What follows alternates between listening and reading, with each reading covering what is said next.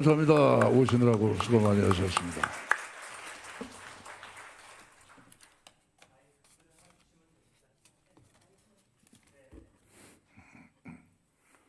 문 교수님, 올라오셔야 잘 보입니다. 예, 문 교수님 원체 미남이신데, 그냥 올라오세요. 신발 신고 올라오세요. 예. 저도 신발 신고. 네. 예, 감사합니다. 잠깐 기도할까요? 네. 살아계시고 참 좋으신 아버지 하나님 감사와 찬양을 드립니다. 오늘 당신의 사랑하는 수유동교회 귀한 목사님 또 성도님들과 함께 예배하고 또 하나님께서 6.25 전쟁 기간 동안 우리에게 어떻게 역사하셨는지를 생각하면서 감사할 수 있는 귀한 시간 허락하신 것 감사합니다.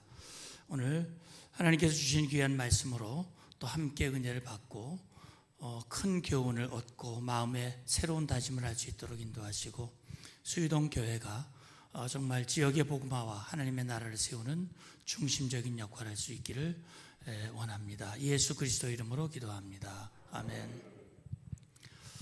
예, 이렇게 부족한 저를 또 초청해 주신 목사님 여러분께 진심으로 감사를 드립니다. 이제 몇 년째 오기 때문에 좀 새로운 말씀을 드려야 되는데 어떤 말씀을 드려야 될지 기도하면서 생각을 했습니다. 근데 오늘 목사님도 말씀을 하셨지만 하나님은 사람을 사랑하시고 사람을 통해서 역사를 하십니다.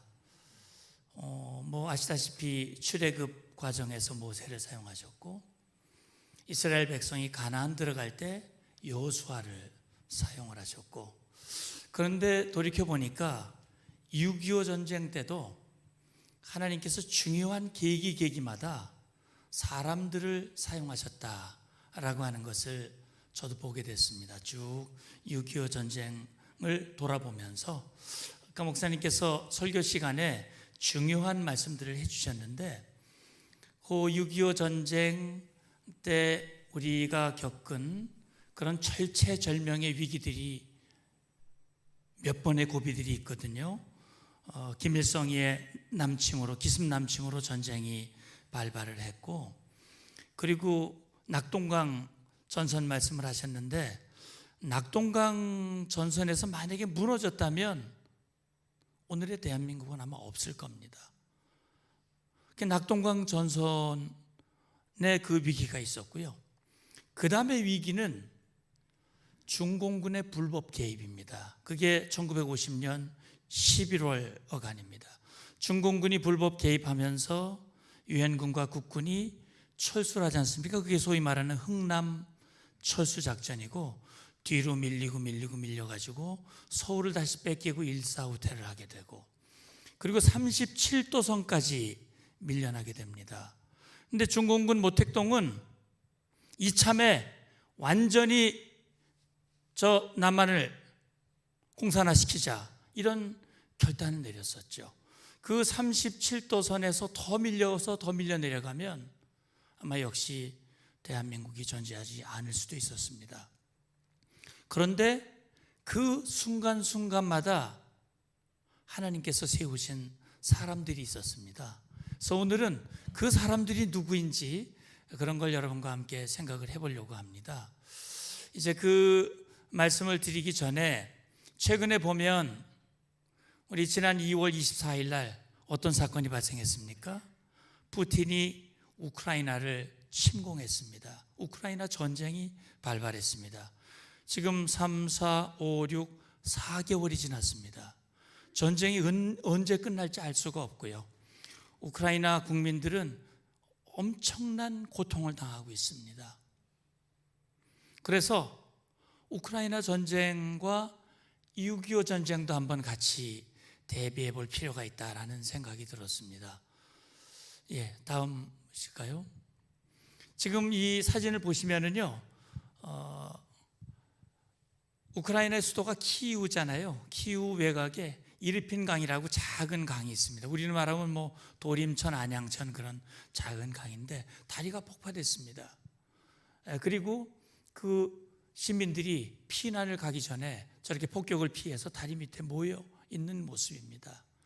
6.25 전쟁 때 우리 한강 다리가 폭발해 가지고 피난민들이 제대로 피난도 못 가고 그랬던 기억 나실 겁니다. 다음, 여기는 하르키우라고 하는 도시인데요.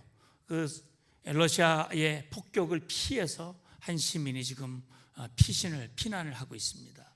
다음, 여기는 마리우폴이라고 하는 도시거든요. 항구 도시입니다. 이 러시아 군에 의해서 점령을 당했습니다. 그리고 저 완전히 폐허가 되지 않습니까? 폐허가 돼 버렸습니다. 그 지금 포연이 아직도 가시지 않은 그런 모습을 보실 수가 있습니다. 다음, 여기는 이제 키이우 수도 근처에 부차라고 하는 도시인데 그 영국 BBC 언론 BBC에서요 여기서 1,000명의 사체가 발견이 됐는데 그 중에 600여 명은 러시아 군에 의해서 집단 학살된 그런 인원들이다라고 폭로를 했습니다. 다음, 이분이 누구십니까? 예, 젤렌스키 대통령입니다. 아주 정말 유명해졌죠. 이 젤렌스키 대통령이 바로 그 부차 우크라이나 국민들이 비참하게 학살된 그 장면을 목도하고 있는 모습입니다. 그리고 언론들과 인터뷰를 하고 있는데요. 저는 지금 우크라이나가 고통을 겪고는 있습니다만 저는 아마 이 우크라이나가 우리 대한민국과 같이 이것이 기회가 되리라고 저는 믿습니다. 근데 이 과정에서 이 젤렌스키라고 하는 인물이 굉장히 중요한 역할을 하고 있지 않습니까? 뭐 일각에서는 코미디언 출신 젊은 대통령이고 능력도 없어서 이렇게 제대로 전쟁을 대처하지 못했다라고 평가하는 모 정치인이 있었는데 그러나 보십시오. 이 사람 나이가 이제 40대 초반입니다. 그런데 지금 완전히 우크라이나의 구심점이 되고 있지 않습니까? 이 전장터를 떠나지 않고 전장을 치유하고 있습니다. 전 세계에 호소를 하면서 전 세계의 협조와 지원을 확보하고 있습니다. 미국이 뭐 전적으로 지금 우크라이나를 지원하고 있고 나토를 포함해서 유럽의 나라들이 우크라이나를 지원하고 있습니다. 저는 우크라이나 전쟁을 보면서 우리가 72년 전에 김일성의 남침으로 겪었던 6.25와 비슷한 점도 있고 다른 점도 있다라는 걸 보게 됐습니다. 한번 볼까요? 자, 비슷한 점이 있습니다. 전쟁을 대비하는 측면에서는 첫째, 동맹이 없었습니다. 지금은 우리가 든든한 동맹이 있죠. 한미 동맹이 있습니다. 그런데 6.25 전쟁 당시에는 우리도 동맹이 없었습니다. 1945년부터 48년까지 미군이 군정을 했고요. 48년 7월 달에 이제 재헌국회가 만들어지고 재헌헌법이 만들어지고 헌법에 따라서 이승만 대통령이 초대 대통령이 됐고 8월 15일 대한민국 정부가 수립이 됩니다. 뭐 그때 당시에는 뭐 신생 독립국으로서 재정도 어렵고요. 전 세계에서 우리나라 경제 상태가 꼴찌에서 두 번째였다고 합니다. 우리의 그 GDP 수준이. 이북에는 김일성이가 있고 그 뒤에는 소련과 중공이 있고 이승만 대통령이 미군에게 나가지 마시오. 우리를 좀 도와주시오. 우리와 좀 동맹을 맺읍시다. 근데 미국이 no. 49년에 미군이 모두 철수했습니다. 그리고 안타깝게도 이듬해 50년 1월 초에 당시 애치슨이라고 하는 미 국무장관이 태평양 방위선을 발표할 때 우리 한반도가 빠져 있었습니다. 김일성이가 판단했죠. 미군은 남조선을 버렸구만. 내가 침공을 하면 남조선을 다 먹을 수 있어. 스탈린에게 보고하고 모택동의 약속을 받고 남침을 한 거 아닙니까? 자, 우크라이나 나토에 가입을 원했습니다. 나토는 유럽의 동맹입니다. 그러니까 나토에 가입을 하게 되면 나토가 집단 방위를 하게 됩니다.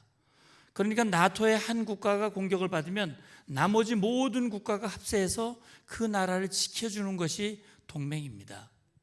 그래서 우크라이나는 러시아의 위협을 받기 때문에 나토에 가입하기를 원했지만 가입이 안 됐어요.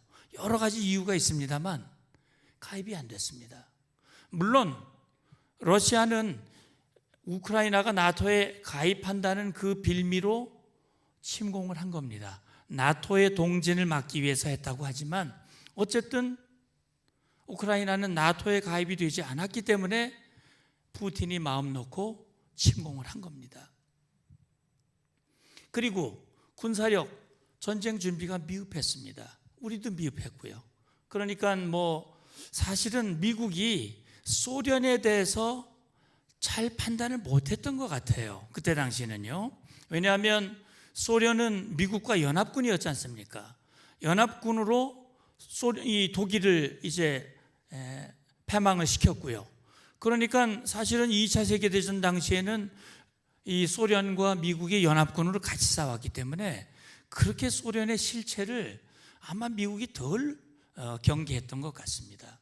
그러다 보니까 우리 이승만 대통령이 북진 통일 하니까 여기 대한민국에다가 무기를 주면 아무래도 전쟁이 일어나겠구만. 그래서 아주 최소한의 방어 무기만 주는 겁니다. 우리 전차도 없었고 아까 목사님 말씀대로 전투기라는 건 아예 없었으니까요. 병력도 북한의 2분의 1밖에 안 됩니다. 자, 그렇게 대비가 안 돼 있었고 우크라이나는 원래 소련의 연방이었지 않습니까? 그리고 1990년 당시에 소련 연방에서 독립해 나왔을 때만 해도 핵무기를 가지고 있는 핵보유 국가였습니다. 그리고 우크라이나는 미사일 공장들이 많습니다. 그리고 우크라이나를 우리가 곡창지대라고 그러지 않습니까? 자원이 풍부하고요. 그런데도 전쟁 대비가 미흡했던 겁니다. 자, 그러다 보니까 푸틴이 이번에 우크라이나를 침공하면서 우크라이나 3일 만에 키이우를 완전히 장악하고 그 다음에 푸틴이 세우는 괴뢰 정권을 그렇게 해서 우크라이나를 푸틴이 마음대로 좌지우지하려고 딱 마음 먹었는데 사실은 결과는 그렇게 되지 않고 있죠. 자, 차이점은 뭘까 생각을 해봤습니다. 보니까 유엔입니다. 여러분 유엔이 언제 만들어졌는지 아시죠? 유엔은 1945년에 만들어졌습니다. 2차 세계대전이 끝나면서 국제사회가 20세기에 전쟁을 2번이나 겪었지 않습니까?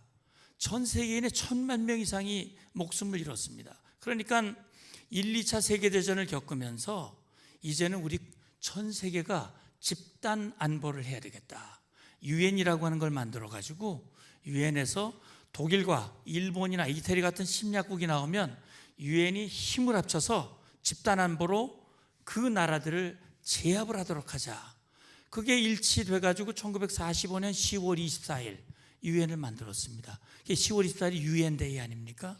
저희도 어렸을 때는 유엔데이가 공휴일이었는데, 왜냐하면 우리 대한민국은 유엔에 의해서 창설이 됐고 유엔에 의해서 자유와 평화를 지켰기 때문에 유엔은 우리에게 너무너무나 고마운 그런 조직이 아닐 수가 없습니다. 근데 목사님 말씀하신 대로 그 유엔이 말이죠, 6.25 전쟁 때는 안보리 결의가 이루어졌습니다.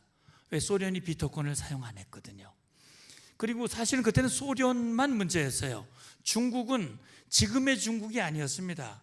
그때 중국은 장개석 국민당의 중국이었습니다. 1950년 당시에는 친미국의 중국이었기 때문에 소련만 비토권 행사 안 하면 문제가 없었는데 놀랍게도 소련이 비토권 행사 안 했습니다.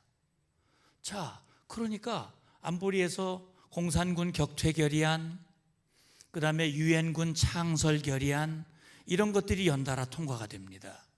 그래서 실제 전투병력을 파병한 나라가 16개 나라, 의료 지원을 나라가 6개에서 22개 나라가 직접 우리에게 도움을 줬고요. 그 외에 돈을 보낸다든지 각종 물자를 지원한 나라가 다 합치면 60개국이 없습니다. 그 1950년 당시에 유엔 회원국이 100개국도 안 되는데 유엔 회원국의 거의 대부분이 우리 대한민국을 도왔습니다. 이제 신생 대한민국 만들어진 지 2년밖에 안 되는데 전 세계가 그렇게 도움을 줄 수 있었다는 것은 하나님의 은혜가 아니면 설명할 방법이 없습니다. 놀라운 은혜입니다. 그런데 우크라이나는 다릅니다. 푸틴이 침공을 했죠. 그리고 푸틴이 자기가 침공해놓고 유엔 안보리 열어가지고 러시아를 규탄하고 중단하라고 그랬더니 자기들이 거부권을 행사해요. 유엔 안보리는 한 나라라도 거부권을 행사하면 결의가 안 되니까요. 지금 러시아가 거부권 행사하고 있습니다. 그리고요, 지금 북한이 금년 들어서 미사일을 몇 번이나 쐈습니까? 19차례 도발을 하고 미사일을 33발을 쐈습니다. 거기는 ICBM도 포함되어 있습니다. 이제 핵실험을 한다고 풍계리 갱도 2개를 지금 열심히 수리를 해서 3번 갱도는 수리를 마쳤고요. 4번 갱도를 지금 수리하고 있습니다. 전술핵과 함께 수소폭탄을 실험하기 위한 준비를 하고 있습니다. 그런데 명백히 유엔 안보리 결의의 위반입니다. 2017년에 유엔 안보리가 북한을 규탄하는 결의안을 채택을 했습니다. 그때는 중국과 러시아가 찬성을 했었습니다. 그런데 지금 중국과 러시아가 미국과 등을 지고 있지 않습니까? 그러니까 중국과 러시아가 북한 편을 들고 있습니다. 그래서 유엔 안보리 결의를 하려고 그러는데 중국과 러시아가 거부권을 행사해가지고 지금은 북한에 대한 추가 제재 결의안이 지금 안 되고 있습니다. 그래서 일각에서는 유엔 무용론, 유엔이 역할을 전혀 하지 못한다, 유엔이 무력화되고 있다라는 우려를 많이 갖고 있습니다. 다음. 그래서 저는요, 몇 사람의 그 인물을 소개해 드리는데, 저는 사실 이 소개를 해드리기 전에 한 가지, 6.25 전쟁에서 우리가 자유와 평화를 지킬 수 있었던 것은 이분들의 노력만은 아니라고 봅니다. 이름 없이 피를 흘리고 쓰러져가는 많은 호국영년들, 유엔 참전용사들, 그분들의 피와 희생이 있었기 때문에 가능했다고 봅니다. 그런데 다 말씀드릴 수는 없는 거고, 저는 이번에 이제 이걸 강의안을 준비하면서 정말 수많은 인물들이 있지만 그 중에 6명만 제가 추려봤습니다. 이승만 대통령은 뭐 너무나 잘 알죠. 우리 수유동 교회하고도 아주 직접적인, 이승만 대통령이 상위 용사촌을 만들었고, 이 용사촌이 바로 수유동 교회의 이제 터가 됐었으니까요. 이승만 대통령은 1875년생입니다. 황해도 평산 출신이고요. 양반 집안에서 태어났고, 태어난 지 몇 년 안 돼가지고 서울로 이사를 왔더라고요. 그래서 서당에서 공부를 했습니다. 과거 시험을 봐서 급제를 하려고. 그런데 과거 제도가 없어져 버렸습니다. 근데 놀라운 일은 이 이승만이 선교사가 세운 배제학당에 들어갑니다. 놀랍잖아요? 그 배제학당에 들어가서 영어 성경을 열심히 공부하고, 배제학당을 졸업할 때 영어로 연설을 했답니다. 대표로 졸업 축하 연설을 영어로 했다는 거예요. 이승만이 졸업한 후에 계몽활동에도 참여를 했지만 뭐 투옥 생활도 했고 또 일제 감시를 받았고 결국은 미국으로 건너가죠. 미국으로 건너가서 조지타운 대학에서 학사, 하버드 대학에서 석사, 그리고 프린스턴 대학에서 박사 학위를 받습니다. 저는 하나님이 예비하셨다고 생각합니다. 프린스턴에서 박사 학위를 받을 때 박사 학위 논문 지도 교수가 우드로우 윌슨이라고 하는 교수입니다. 그분이 1919년 우리 기미 독립선언을 할 때 그때 미국의 대통령이었고요. 민족 자결주의를 지지하고 인정한 분이 바로 이승만의 지도 교수였습니다. 1920년 우리 임시정부가 수립이 되고 이승만이 임시정부에서 많은 역할을 합니다. 이승만과 김구의 차이점은, 이승만은 외교적인 방법으로 우리의 국권을 찾아야 된다는 것이 이승만의 주의였고, 김구 선생은 무슨 소리냐, 수단과 방법을 가리지 않아야 된다, 의열단 또는 무력을 사용해서라도 해야 된다, 이런 좀 노선의 차이는 있었습니다. 어쨌든 이승만은 광복이 되기까지 우리의 국권 회복을 위해서 해외에서 많은 노력을 했습니다. 45년 10월 달 광복 2개월 후에 이제 귀국을 해가지고 정말 우리 초기에 우리 뭐 좌우 이념 대립이 심했죠. 그 과정에서 이승만이 이제 대통령이 되는 과정을 앞서 말씀을 드렸고요. 다음, 이승만은 1950년 전쟁이 발발되면서 미국을 통해서 신속하게 유엔에 참전을 요청했는데 당시에 미국에 있었던 대사의 이름이 장면입니다. 장면 대사를 통해서 트루만 대통령에게 이 공산군의 침공 사실을 즉각 통보를 해라. 안보리가 열리고 일련의 결의들이 나왔습니다. 그리고 유엔군이 창설이 되지 않습니까?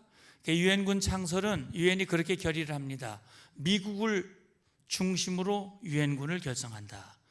미국이 사령관이 되고 미국은 유엔 깃발을 사용을 한다.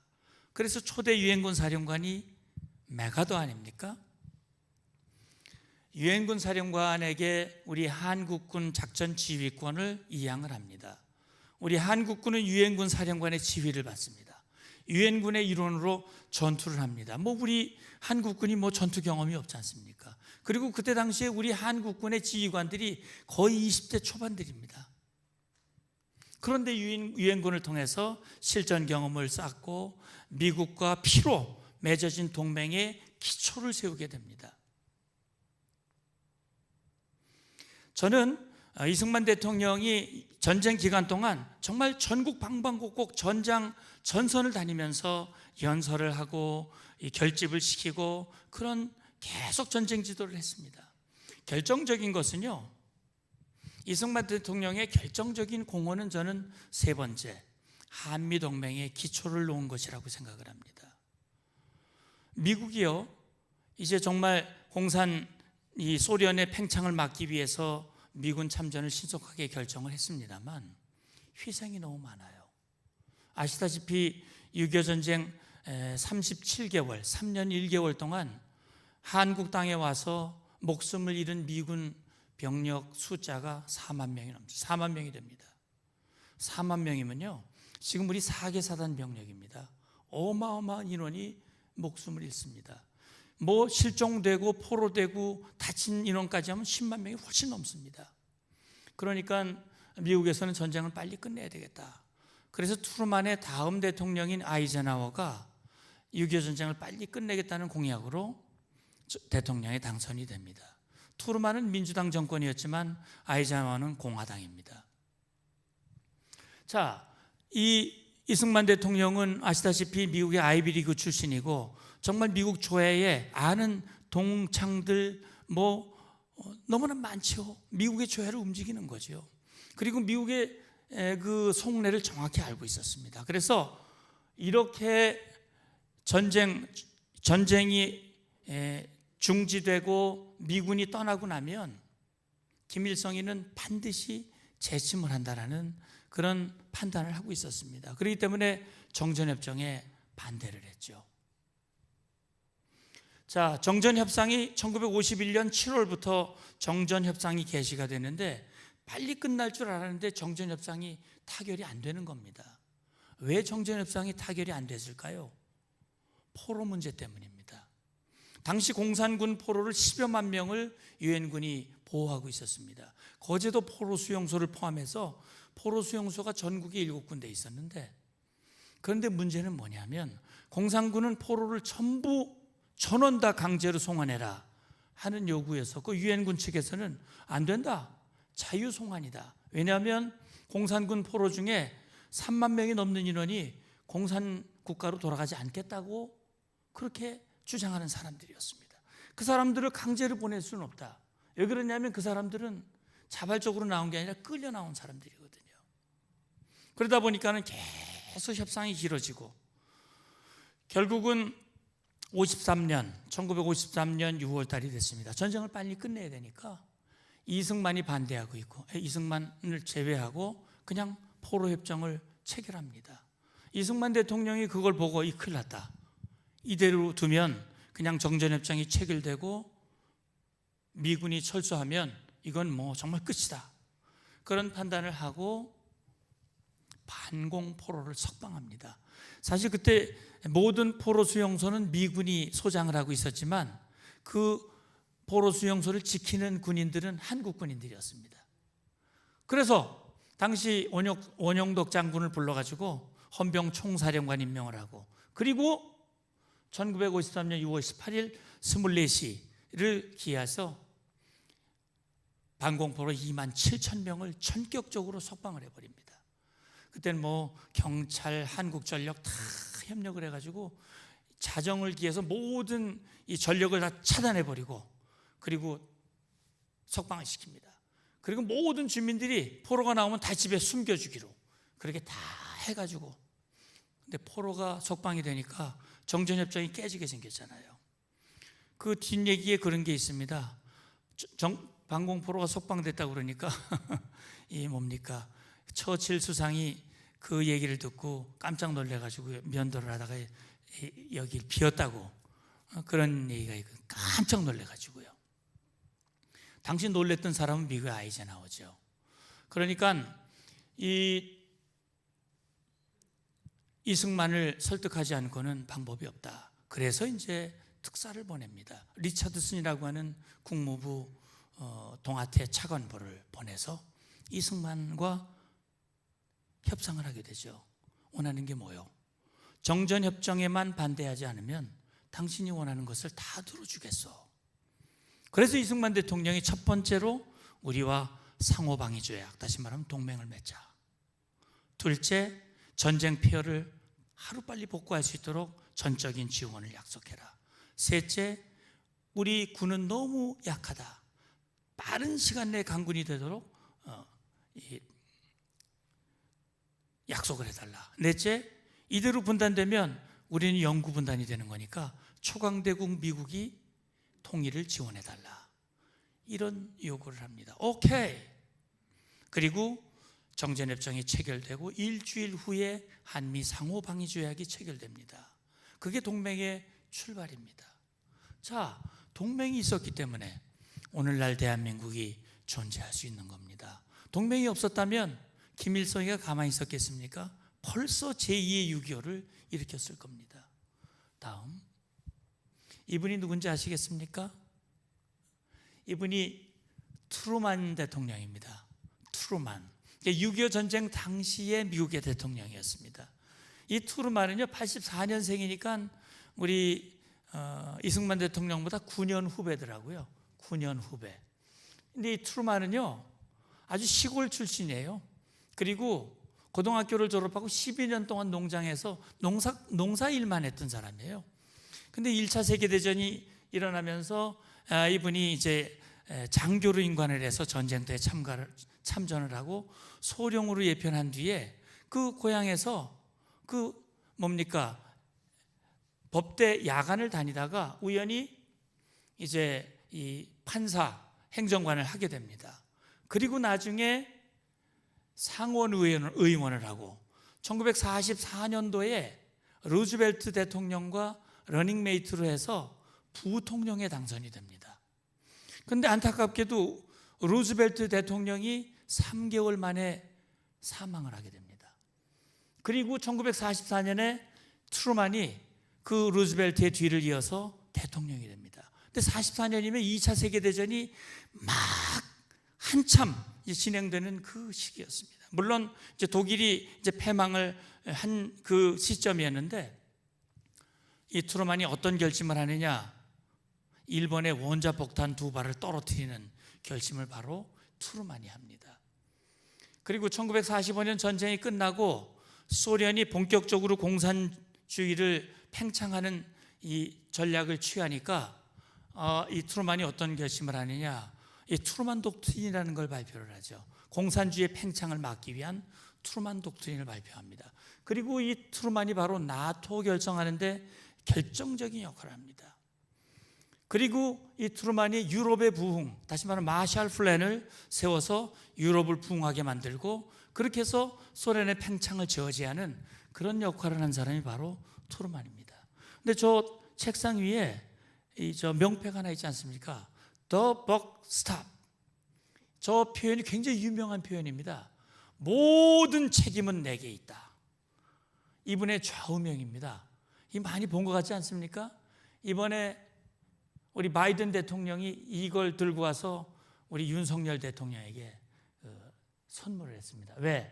윤석열 대통령이 내 좌우명이다. 모든 책임은 내게 있다. 내가 책임을 진다. 더 벅스탑. 이분이 바로 그런 인물인데요. 다음. 트루만은 정말 신속히 판단을 했습니다. 저 한반도에 전쟁이 일어날 때는 사실을 알고 바로 소련의 세계 공산화 전략을 간파하고 즉각적인 대처를 한 거죠. 그래서 안보리를 소집을 했고, 특히 그때 당시에 일본에 미 극동군이 파견돼 있었습니다. 다시 말하면 일본의 군정을 하던 군정 장관이 바로 메가더였고요. 메가더를 극동군 사령관이 메가더였는데, 극동군을 우리 한반도에 파병을 하죠. 신속하게 개입하는 거예요. 김일성이가 남침을 할 때 미군은 절대 빨리 개입 못할 거야. 그러니까 내가 남침을 하면 적어도 8월 15일이면 광복 5주년입니다. 광복 5주년 기념식을 부산에서 내가 이 조선반도의 최고 지도자가 될 거야. 이런 야심을 가지고 있었던 거죠. 사실 불가능한 것도 아니었어요. 낙동강이 무너졌으면 아마 그렇게 됐을 겁니다. 그런데 놀랍게도 미군이 얼마 만에 들어왔느냐? 일주일 만에 들어왔어요. 미군이. 다시 말하면 1950년 7월 1일 미국의 이 스미스 특수부대가 오산 중미령에서 김일성 군대와 첫 전투를 하게 됩니다. 물론 미군이 졌습니다만 일주일 만에 들어오는 게 김일성이 깜짝 놀라는 거죠. 그렇게 신속한 개입을 결정한 사람이 바로 트루만입니다. 물론 나중에 조금 이 상황 판단 미스도 좀 있긴 있었습니다. 그렇지만 인천 상륙작전, 또 리치웨이 같은 유능한 지휘관들을 한반도의 지휘관으로 보낸 사람이 바로 트루만입니다. 자, 다음. 이분은 누굽니까? 메가더죠. 그 유명한 메가더입니다. 메가더는 1880년생이더라고요. 그러니까는 우리 이승만 대통령보다 5년 후배고요. 트루만보다는 4년 선배입니다. 이 메가더는 군인 집안이더라고요. 할아버지, 아버지 모두 아주 군에서 큰 역할, 전공을 세운 분들이었고, 근데 메가더는 보니까 어머니가 메가더에 대한 애정이 컸던 것 같아요. 얘기를 들어보니까 그 메가더가 웨스트포인트 육사에 들어가니까 육사 근처에 호텔을 하나 얻어놓고 아들이 공부를 잘하나 못하나 계속 보살폈다는 그런 뒷얘기가 있습니다. 어쨌든 메가더는 육사를 수석으로 졸업을 합니다. 그리고 루즈벨트의 부관도 합니다. 아주 유능했고요. 그 다음에 일찍 장군 진급을 해서 준장 때 웨스트포인트의 교장도 합니다. 그리고 대장 진급을 해서 미국의 육군 참모총장도 역임을 합니다. 육군 참모총장에서 퇴임을 하고 필리핀 군사 고문으로 갈 때 아이젠하워, 나중에 대통령이 된 아이젠하워 소령이 메가더의 부관을 합니다. 그런 그 역사적인 사실들이 보입니다. 이 메가더가 이제 대장으로 예편을 합니다. 예편을 하고 얼마 있다가 태평양 전쟁, 이 일본군이 진주만 공격을 하고 태평양 전쟁이 발발하니까 전역했던 메가더가 다시 군복을 입고 현역으로 복귀를 합니다. 2스타로 들어왔다가 3스타가 되고 4스타가 되고, 그렇게 해서 일본이 항복하는 과정에서 결정적인 그런 전공을 세웠고, 이제 미주리 그 함상에서 일본 왕의 항복을 받아내고요. 일본의 헌법을, 전후 헌법을 만들고 일본을 세운 그런 인물이 바로 메가더죠. 근데 이 메가더가 바로 국동군 사령관이었고 초대 유엔군 사령관이 됩니다. 다음. 근데 이 메가더가 유엔군 사령관으로 임명이 되고, 유엔군 사령관으로 임명되기도 전에 극동군 사령관으로서 한강 방어선을 시찰합니다. 그게 언제냐면 6월 29일이었습니다. 6.25 전쟁이 발발된 지 나흘 만에 이 메가더가 자기 전용기 바타노를 타고 수원 비행장에 내려가지고 참모들이 말렸습니다. 안 됩니다. 이거 지금 위험합니다. 근데 자기 집차를 타고 한강 방어선을 시찰을 하는 겁니다. 메가더가. 근데 여러분 인천 상륙작전의 영화 혹시 보셨나요? 그 영화에 보시면 이 메가더가 참호에서 지키고 있는 우리 한 병사와 대화하는 장면이 나옵니다. 메가더가 이 한국군 병사들의 정신 상태가 어떤지를 좀 확인하려고 일부러 참호까지 가가지고 대화를 한 겁니다. 그 병사에게 자네는 언제까지 여기 있을 건가? 지휘관의 지시가 있을 때까지 있을 겁니다. 내가 자네 뭘 도와줄까? 제게 총과 탄약을 주십시오. 아, 한국군이 살아있구나. 이 한국을 지켜줘야 되겠구나. 한국을 지키려면 지상군을 투입을 해야 된다. 그래서 본국에 지상군 투입을 건의하는 겁니다. 근데 그때 당시 메가더 나이가 몇 살이었냐? 70세입니다. 1880년생이니까요. 1950년 70세 아닙니까? 그 노구를 이끌고 전선시찰을 하고 그렇게 해서 결심을 한 겁니다. 아까 목사님 말씀하셨죠. 인천 상륙작전 성공 확률이 5000분의 1입니다. 거의 없는 거죠, 성공 확률이. 그래서 이 인천 상륙작전을 막으려고 미국의 6회 공군 참모총장, 합참의장까지 와가지고 메가더를 설득하는 겁니다. 새카만 후배들이죠. 메가더 70세 선배인데, 선배님 그거 하면 안 됩니다. 이보게 그렇기 때문에 되는 거야. 아무도 안 된다고 생각하니까 김일성이도 인천으로는 안 들어온다고 생각할 거 아니야. 그러면 성공할 수 있는 거야. 그 고집을 부려서 시행을 하고 인천 상륙 작전을 기해서 15일 날 인천 상륙 성공하고 13일 만에 9월 28일 서울을 수복합니다. 그리고 우리 국군 3사단이 38도선을 10월 1일 날 돌파하게 됩니다. 38도선을 돌파한 10월 1일을 우리는 국군의 날로 기념하고 있습니다. 그런데 안타깝게도 평양도 입성을 하고 압록강까지 가서 육군 우리 육사단 우리 장병들이 수통에 물을 떠서 이승만 대통령에게 이제 통일이 눈앞에 있습니다. 이승만 대통령도 평양까지 이제 와가지고 시민들의 환영을 받고 그랬는데 안타깝게도 중공군이 불법 개입을 하죠. 제가 불법 개입이라고 표현하는 이유는 유엔안보리 결의가 있었는데 공산군 격퇴 결의를 무시하고 개입을 했기 때문에 명백한 불법입니다. 그런데 중국은 지금도 그걸 항미 원조 전쟁이라고 얘기를 합니다. 시진핑이가 중국 국민들에게 대대적으로 선전하고 있습니다. 미국을 대항해서 승리한 전쟁 항미 원조, 미국에 대항하고 조선을 지원한, 그런데 명백한 불법행위입니다. 그래서 제가 중국 사람들하고 얘기하면 당신들이 오늘날 북한을 만든 거다. 오늘날 북한의 핵 문제는 책임이 당신들에게 있다. 당신들이 책임져야 된다. 제가 중국 학자들에게 그렇게 주장을 합니다. 자, 이 메가더의 실수는 중공의 개입을 제대로 판단하지 못한 겁니다. 그리고 중공을 너무 무시했습니다. 중공 정도야 뭐 저거야 우리가 얼마든지 한 방에 격퇴시킬 수 있어. 판단을 잘못한 거죠. 그렇게 해서 우리 해병 1사단이 장진호 전투에서 얼마나 고생을 했습니까? 결국 흥남철수를 하게 됐고요. 그러니까 메가더가 그때 당시에는 사실 전쟁을 빨리 끝내고 장병들에게 크리스마스 공색을 해가지고 여기서 우리 이기면은 크리스마스는 본국에 돌아가서 보낼 수 있어. 그렇게 얘기를 했었어요. 근데 안 됐잖아요. 이게 결국은 이듬해 이 메가더가 만주 폭격을 하자, 만주의 핵무기를 사용하자, 트루만하고 대립이 됐죠. 결국 51년 4월에 메가더는 해임이 됩니다. 다음, 이분도 근데 혹시 아시겠습니까? 예, 워커 장군입니다. 아마 잘 모르시는 분도 계실 거예요. 이 워커 장군은요, 이게 많이 알려져 있지 않습니다. 근데 이 워커 장군이 사실 육군사관학교를 졸업하고 2차 세계대전의 용장입니다. 패튼이라는 장군이 있어요. 이 패튼 장군의 휘하에서 노르망디 상륙작전에서 결정적인, 그때 당시 군단장이었습니다. 결정적인 역할을 했습니다.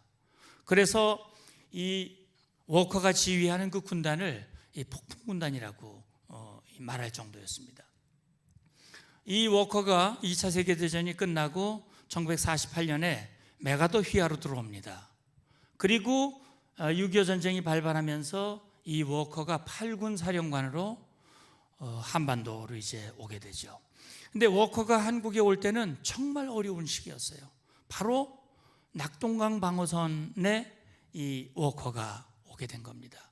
근데 사실은요, 그 6.25 전쟁 당시에 미군은 전쟁 경험도 별로 없었고, 왜 그러냐면 45년에 전쟁이 끝나면서 병력을 대폭 감축했습니다. 국방 예산도 대폭 감축을 했고요. 그러니까 이제 새로 들어온 완전 신병들은 경험도 없는 사람들이에요. 이런 사람들이 와서 전쟁을 하니 제대로 되겠습니까? 안 되는 거죠. 자, 다음.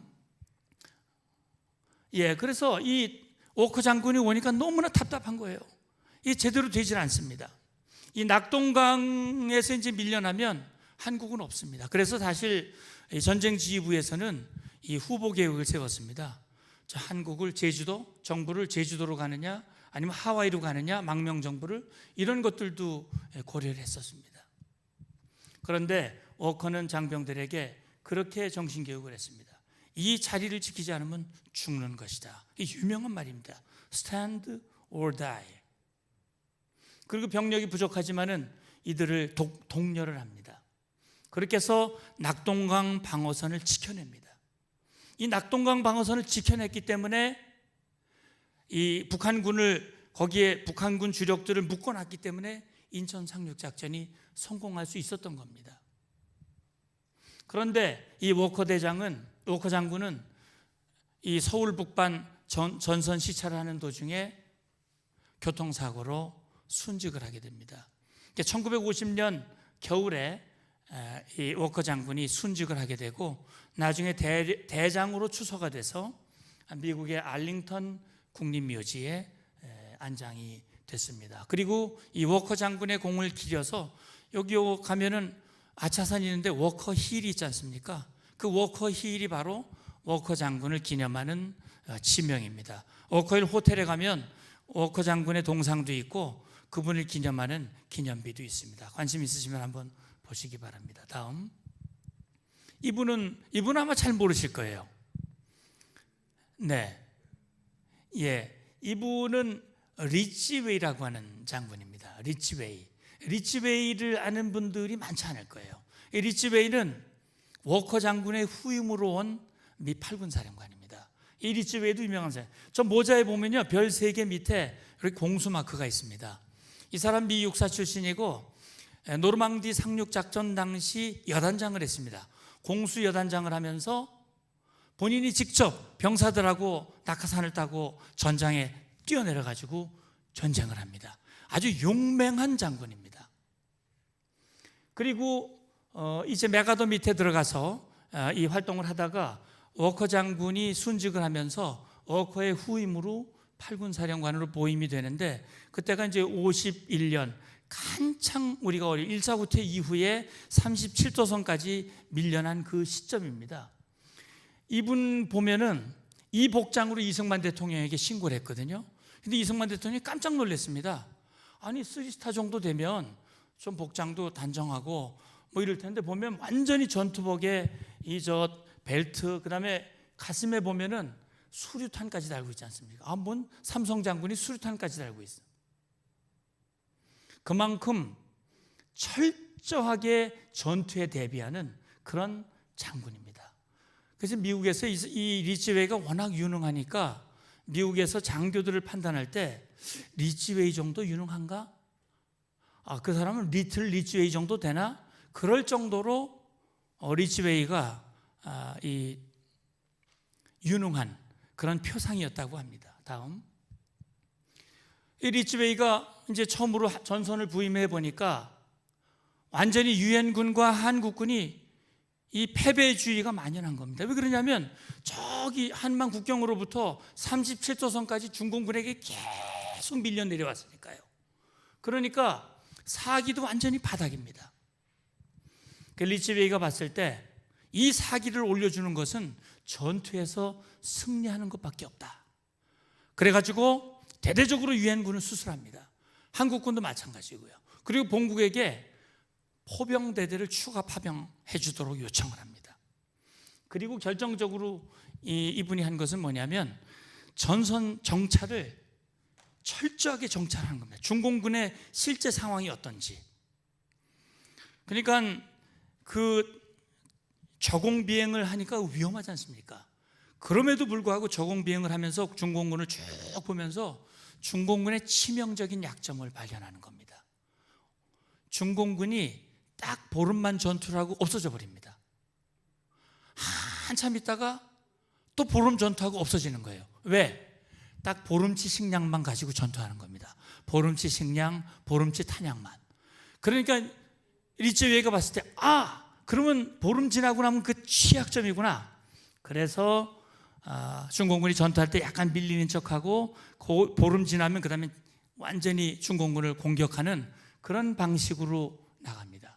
지평리 전투, 썬더볼트 작전 이런 것들이 성공하면서 37도, 38도 북진 하면서 지금의 군사분계선, 지금의 휴전선이 이루어질 수 있었던 것은 리츠웨이의 공입니다.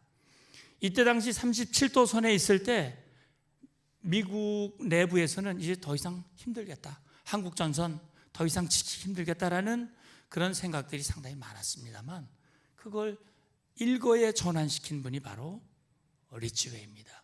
리츠웨이는 이제 그 다음에 유엔군 사령관이 됐고요. 나중에는 나토 사령관, 미 합참의장까지 했습니다. 다음, 이제 너무 미국 사람 얘기만 해서 우리 한국군 장군 한 분, 이분이 누굽니까? 백선엽 대장입니다. 작년인가 재작년에 돌아가셨죠. 백선엽 대장은 1920년생이고요. 저 평안남도 강서 출신입니다. 7살 때 아버지가 돌아가셔가지고 어머니가 생활이 너무 어려우니까 그냥 대동강에 우리 친구들 다 같이 죽자. 그렇게 이제 어머니가 낙담을 하고 있었을 때 그 누나가 그 죽을 결심으로 우리 삽시다. 그렇게 해서 다시 설득을 해가지고 아주 어렵게 소학교를 졸업하고 평양사범을 나왔습니다. 평양사범을 나오고 이분은 군인이 되고 싶었던 것 같아요. 이 1920년생이시거든요. 그런데 이분이 이제 만주의 봉천군관학교로 가서 소위인관을 하고 그리고 만주군에서 임무를 수행을 했습니다. 45년 광복한 후에는 귀국을 해서 조만식 선생의 보좌관을 했습니다.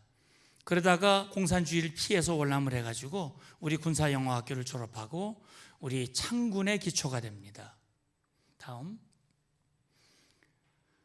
그래서 이 백선엽 장군의 결정적인 공은요, 우리 한국군 숙군 작업을 할 때 그때 당시에 이분이 우리 그 통일부의 정보국장을 했습니다.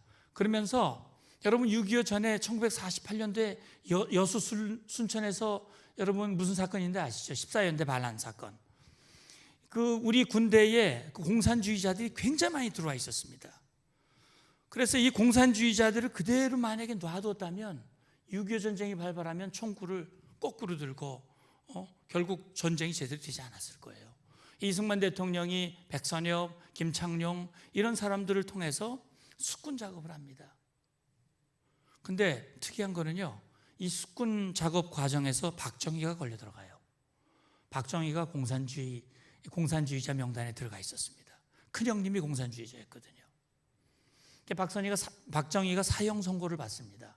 그런데 백선엽 장군과 그 장교들이 박정희는 공산주의 빨갱이가 아니다. 형님에 의해서 들어갔지만 골수 빨갱이가 아니다. 그리고 숙군 작업에서 박정희가 적극적으로 그 협조를 하고 그래서 구명이 됩니다. 군복은 벗었죠. 박정희도 군복을 벗고 문관으로 백선엽 밑에서 근무를 하다가 6.25 전쟁이 발발하면서 중령으로 다시 군에 들어옵니다. 그리고 결국 나중에 대통령을 하게 되지요. 백선엽이 그런 역할을 하는 거예요. 낙동강 방어선 당시의 일사단장이었습니다. 그 유명한 다부동 전투. 우리 한국군이 제대로 전투력을 발휘하지 못했을 때 이 유명한 말이 있죠. 사단장이 앞장서 가지고 돌격하는 겁니다. 내가 뒤로 물러서면 나를 쏴라. 그렇게 해서 다부동 전투를 승리하게 되고, 그리고 국군이 북진을 할 때 미군에게 속도가 늦으면 안 된다. 미군들은 차를 타고 가는데 우리 한국군은 도보로. 그래서 평양에 최초로 입성을 한 부대가 바로 백선엽 부대입니다. 전쟁 중에 눈부신 활약을 합니다. 그 빨치산들 제거하는 백야전사령관도 했고요. 이군단장으로 해서 저 동부지역 방어에 결정적인 역할을 했고 전쟁 중에 참모 총장이 되지요. 1920년생이니까 이 총장이 되던 그 시기가 30대 초반입니다. 그때 별 넷의 총장이 되는 겁니다. 이 주한미군들이 백선엽 장군을 전쟁의 영웅으로 그렇게 인정을 하고 있습니다. 존경하고 있고요. 그래서 이 백선엽 장군을 기념하는 그런 기념물들이 있습니다. 다음. 그래서요, 이제 정리를 하겠습니다. 저도 이제 이 공부를 하면서 이번에 이걸 강의안을 만들었는데 정말 하나님께서는 그때 당시 상황에 꼭 필요한 리더십을 예비해 주셨다.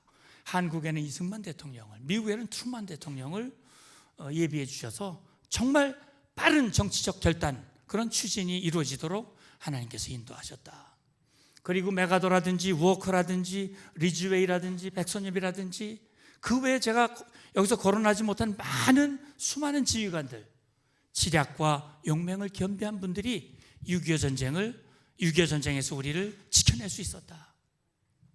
그리고 우리는 6.25 전쟁이 고통이었지만 6.25를 계기로 해서 한미동맹이 만들어졌습니다. 한미동맹을 통해서 우리가 지금 누리고 있는 자유와 평화와 번영의 기초가 되었습니다. 북한의 대남 적화 야욕을 차단하고 있습니다. 아까 목사님 말씀하셨습니다. 북한 조선노동당 강령의 전문의 명시가 되어 있습니다. 김정은이가 왜 저렇게 핵을 개발하고 왜 저렇게 미사일 개발에 전술핵까지 개발하고 지난 4월 25일 날 야간 열병실 때 김정은이가 직접 얘기했습니다. 우리의 핵은 전쟁을 막는 데만 쓰는 것이 아니라 우리의 국권이 침탈당하면 이 핵무기를 사용해서 공격하겠다.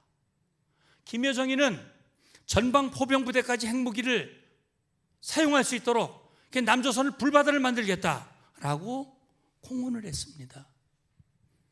김정은이가 마음만 먹으면 미사일 방향만 동쪽으로 쏘던 걸 남쪽으로 돌리면 우리는 언제든 공격받을 수 있는 그런 위험한 상황입니다. 목사님이 구국기도회 22일부터 72시간 릴레이 기도회를 하시는 이유가 바로 거기 있다고 생각을 합니다. 그런데 감사하게도 우리는 한미동맹이 있습니다. 미국에 우리는 한미연합군 사령부가 있습니다. 그래서 한미동맹으로 미국이 우리에게 해구산과 확장억제를 제공하고 있습니다. 바이든 대통령이 우리 윤 대통령 취임 열흘 만에 그 나이 많은 바이든이 한국에 와서 정상회담을 했고 무너진 한미동맹을 복원을 했습니다. 하나하나 비정상이 정상으로 돌아가고 있습니다. 너무나 감사한 일입니다. 자, 이제 우리에게는 과제가 있습니다. 지속가능한 평화, 통일, 이것이 과제입니다. 이 나라의 자유와 평화를 지키기 위해서 희생한 분들에게 보답하는 방법은 바로 이것입니다. 저 북한에 있는 우리의 동포들, 복음을 마음대로 들을 수가 없습니다. 하나님을 마음대로 찬양할 수가 없습니다. 그분들에게 참 자유와 영원한 생명과 구원의 은혜를 주려면 통일이 돼야 합니다. 자, 그래서 북한의 핵미사일을 억제하고요, 저 북한을 변화시켜야 됩니다. 변화시키기 위한 그런 노력, 저도 연구원에서 그걸 계속 연구하고 있고 제가 글도 쓰고 있고 강의도 다니고 또 방송에 나가서도 그 얘기를 끊임없이 하고 있습니다. 이제 우리 대한민국을 중심으로 자유, 민주, 통일, 이것이야말로 최고의 안보입니다. 저 하나님을 대적하는 무리들을 제거하고 이 한반도에 자유, 민주, 대한민국, 통일 한국이 세워지는 것이야말로 최고의 안보이고 그것이 저는 하나님께서 우리를 향하신 뜻이라고 생각하고 확신하고 있습니다. 지루한 강의 잘 들어주셔서 감사합니다.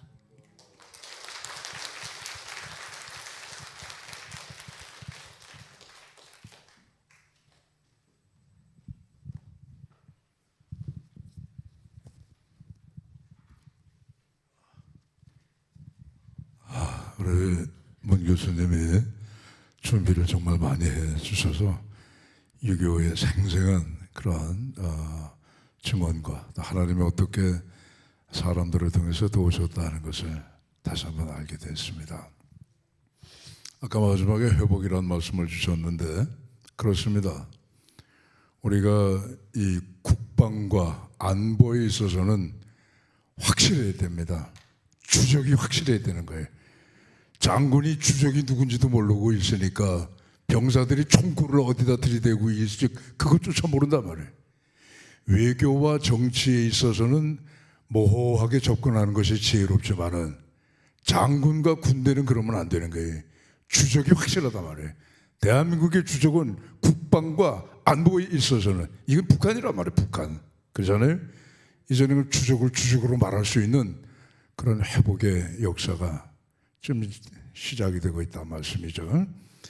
금년에도 여러분 나라 사랑하는 마음을 더 뜨겁게 간직하시고 특별히 시간들을 허락하셔서 72시간 구국기도회에 열심히 기도하심으로 하나님이 지켜주시는 대한민국 동해물과 백두산이 마르고 닳도록 하나님이 보호하시는 우리 대한민국으로 세워주실 줄로 믿습니다. 감사합니다. 안녕히 돌아가십시오. 고맙습니다.